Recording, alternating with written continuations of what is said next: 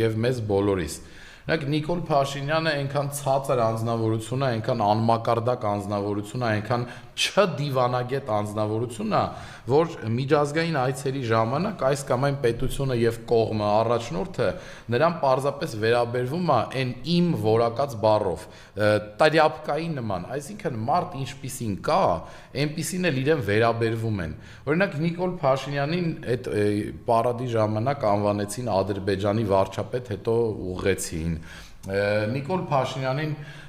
նստացրել էին այնպիսի տեղ, որտեղ նա զրուցակից չուներ։ Բոլորը տեսել եք, կարծում եմ, որ Պուտինը Լուկաշենկոյի հետ էր խոսում, երկու նախագահների իրար հետ էին խոսում, իսկ Նիկոլ Փաշինյանը պարզապես նստած էր։